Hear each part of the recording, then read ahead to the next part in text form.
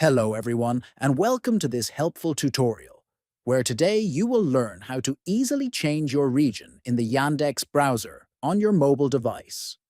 This guide will show you how to open the settings and select a new country. First, open Yandex Browser on your mobile device.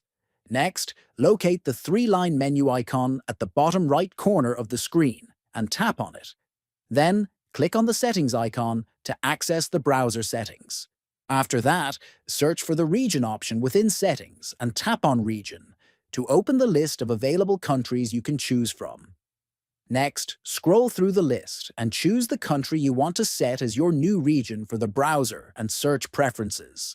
Then confirm your selection, and you may be prompted to restart the browser so that the new region settings are fully applied.